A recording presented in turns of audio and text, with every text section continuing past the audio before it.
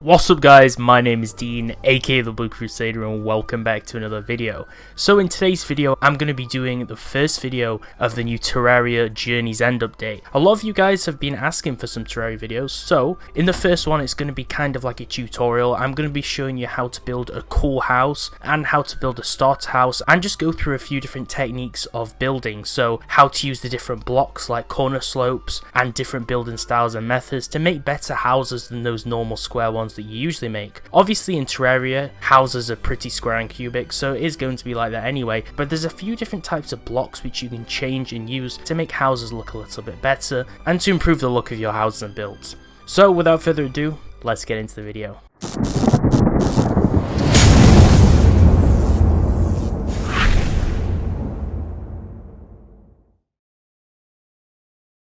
So when we first jump into a world, what we need to do is we need to gather some materials, okay? Obviously, we're going to make a wooden house, and in this video, I'm mainly going to be showing you a wooden house that we can actually have the NPC characters in. So the NPC characters are people like the guide over here, who will come into your base if you have the certain requirements met, and also you can just use it as your own house if you want to. You can use some of these building techniques and methods to make your own house, but I'm just going to be mainly showing you a house which you can use for all of the NPC characters in the game. Now you'll see I have a few things in my inventory, a lot of wood. I am playing on journey mode right now, so I've started off with a little companion and some wings, which is pretty cool. So first of all, to build a house, we need to just go ahead and build one out of wood, okay? You want to build it just high enough so your character has at least maybe like 1 or 2 blocks above his head, so it's not too small. And you need to give it a little bit of space, okay? This is big enough for an NPC. And then what you need to do is the first thing we're going to go ahead and do is we're going to build a workbench and put that in the corner. You'll see I did just get an achievement. That's the new journey system where you can get all the achievements. So I'm going to make some wall. You don't need much wall. We just need some basic wall on this house just so the monsters won't spawn and obviously so the NPCs can use it as a house. So we'll just get a little bit more. You will need wood for this. This house is just going to be entirely out of wood because I just want to show you the simple progress so you can use this as a starter house as well. Because the thing is even though you're going to have an NPC in here, you can basically just use this as your own house too, because at the start of the game you probably won't be building multiple. Then we can go ahead and we can just build some kind of lighting source. We can build a tiki torch, a torch, it really doesn't matter. There just needs to be some kind of light source here. And then we're going to build a chair, and you can actually put this chair next to the workbench, okay? It doesn't always have to be a table. Sometimes it can actually be a workbench. I've seen people use a workbench instead of a table itself. So we can go ahead and we could probably just build the workbench somewhere near the middle. And then what we'll do is we'll place down our torch somewhere here near the door. And then we'll make our first chair, and we'll put the chair here, and then we'll make another chair and face it the other way by switching our character's position. So now we've got some basic fundamentals, okay?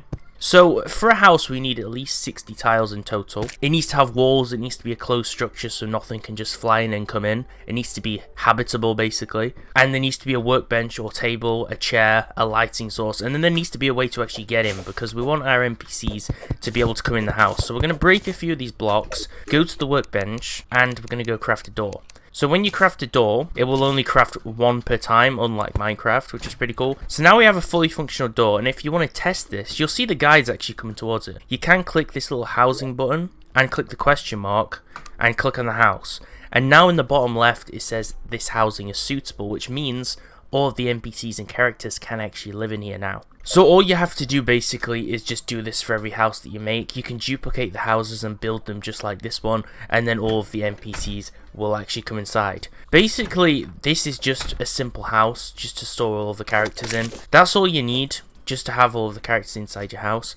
So we can build it basically the same. And also, for an example, let's talk about if we have some kind of like crater. What if something exploded? What if there's TNT here? Or what if there's a huge drop?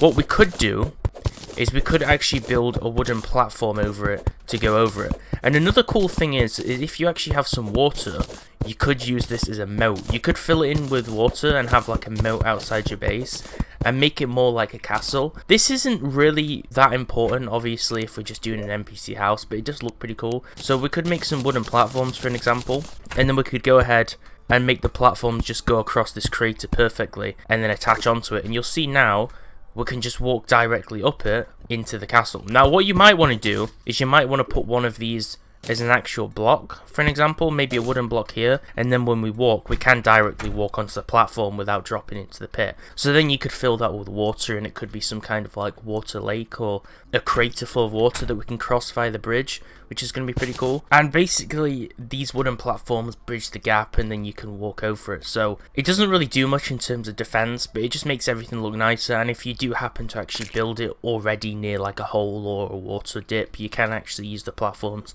so all the characters can go over it basically. Now you'll see the guide is kind of wandering back and forth here. I don't know when he's going to actually inhabit the house, but we did the house query thing and it did actually say that it was habitable, and it said it's already occupied, as you can see. So when NPCs move in, it will say already occupied, so the guide will actually start moving in soon. And you'll see it's nighttime and zombies are actually coming now. So we're going to craft a hammer, okay? This is just a basic wooden hammer, just to show you a few little things. So now we have a hammer.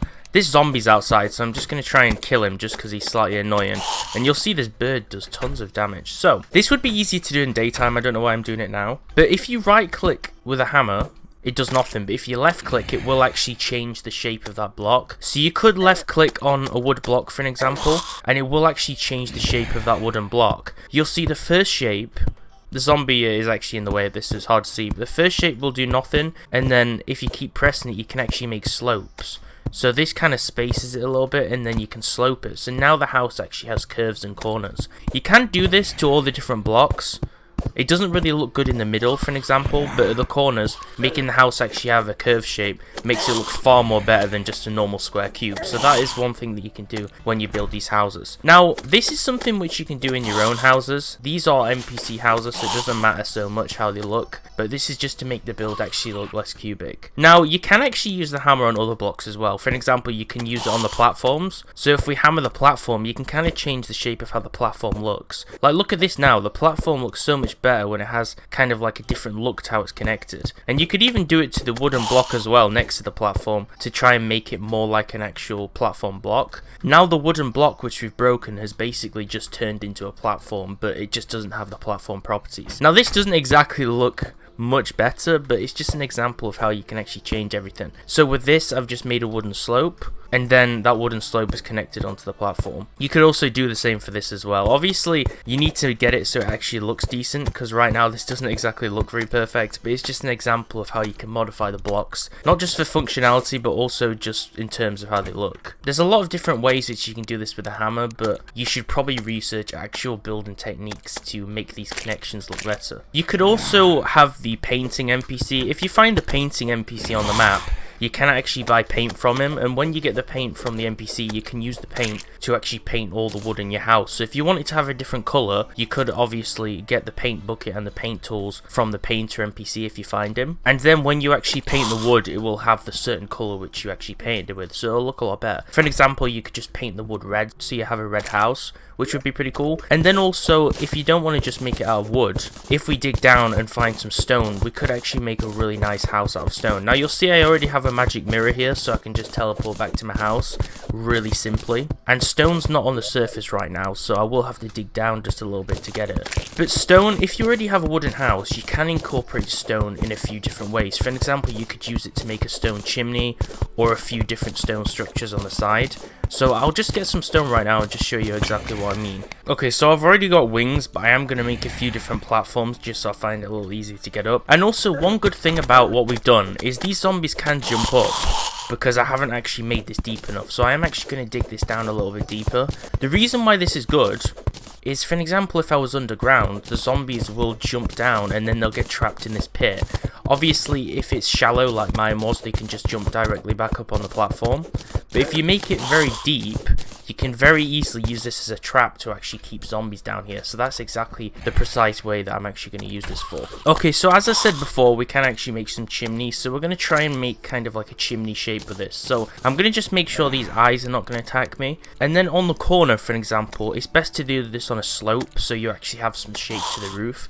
You could actually start making kind of like a chimney structure here. You can make it 2 wide or 3 wide depending how good your base is. Mine is kind of not such a great base right now, and it's also really small, so it would probably not be best to make this any bigger. And then you can just make a chimney shape and make the house look much better. Now at the top you obviously do actually want to put a chimney on it. You will have to have the right blocks to do this, but it just makes the house actually look more like a house instead of just a wooden box. So as you can see right now, I am using the paintbrush, and I do actually have some paint in my inventory as well, which you should be able to see. Now because of this, I can actually paint the blocks. Now it's best just to paint the roof, because if you paint the actual wall as well, it's not going to look realistic. You just want to paint the actual grooved blocks for the roof, just so it actually looks like a roof. And then we have our chimney block here, which we did before, and now what we can do is we can actually put the chimney on it. So what you want to do is, in the crafting bench, you can actually make a chimney in the crafting table, but you need 10 grey bricks, which is pretty simple to make. So you can just craft one of those, and I actually already have one in my inventory, so I'm going to show you. And then on the roof, for an example, you could actually just put the chimney up there. Now this does look a little bit tall, so I am going to break a few of these blocks, because bear in mind this is actually a smaller base. And then we could put the chimney on top of it. It just depends how tall you actually want the chimney to be. You could obviously just put the chimney on there, but I'm going to put a little row of cobblestone blocks below it as well. So now this house already looks better. Obviously, like we said before, this house is just for the NPC, so it doesn't matter so much how it looks, because we're not going to be in it too much ourselves. But this is just a basic starter house with the guide inside, a chimney on the roof, and a painted roof, which actually looks far much better. Now you're not going to be able to unlock some of these things, like the actual paint, for a while, so you won't be able to paint this until you actually get the NPC itself. But you can actually craft the chimney pretty early on in the game, so you can also use the hammer to curve the roof pretty early on too. So you can make this house basically at the start. This is a starter house, but you won't be able to paint it for quite a while in the game. You could also technically curve some of the insides of the roof too, to kind of change the style. So you could make it curve the other way and drop down like that, or you can make it curve outwards. Remember, if you do this though, it will actually remove the door, and we can't place it back down unless there's actually part of the connector on top of it. What would also be a really cool idea as well in terms of actual visuals is, what you could do is you could actually place the furnace underneath the chimney, and this would actually make more sense how it looks, because obviously the chimney is actually emitting all the smoke through the actual top of it, so having the furnace underneath just makes the house look a little bit more realistic and a lot cooler. The actual placement of the stuff in your house also can actually change how it looks as well. Just remember that you don't actually have to craft a table, you can just craft a crafting bench, and then that way you can use it for the functionality as well, because the table is basically just useless on its own. The reason why we're actually using a furnace underneath it is because you can actually craft a fireplace as well, which will actually look better. I mean, if you look at it, it does look far much better. And also, if I just quickly remove this furnace, you can see that the fireplace is the precise width that we need underneath the chimney, so it will look 1,000 times better. The only reason which I chose to actually place the chimney instead is just because the chimney is actually useful. The only reason why I placed the furnace is because the furnace can actually do something. You can actually smelt things with it, and obviously the fireplace is not very useful. You could replace this wooden wall here with stone wall, so it looks like the furnace is connecting to the chimney via some kind of like stovepipe, but the only problem is if you do this with stone bricks like I did, then you're not going to be able to get out of your base, so it's best to do it with the stone walls. They won't actually stop you from moving. Don't do this with normal stone walls though, because it will end up looking really badly like this. And this is the final NPC house that we've actually turned out with. You can change this to your liking, you can actually extend it. If you want to make it into a full house, you can build a full house extension on the side as well. But this is just basically the basics and how to make it a little more interesting than just a normal cube with nothing inside it, because you don't actually need anything in terms of like a fireplace inside the actual NPC house. All you need is just the table, the chairs, the torch, and the door. Now, I'm not actually sure if the fireplace counts as a lighting source, because it does actually obviously illuminate the base, and one thing that you need inside the NPC house is a lighting source, so I think you might even be able to get away with just using the fireplace. But the torches are really simple to make, so you may as well just place a torch just in case. Obviously, if we removed it, we could go onto the house query and see if it is actually okay for a house, and it's still occupied, so this is basically fine. Thanks a lot for watching. If you guys enjoyed this Terraria video and the tutorial and you want to see more, I do Minecraft, Terraria and GTA 5 on the channel, so make sure to subscribe and turn on the notifications. Thanks for watching, and I'll see you next time.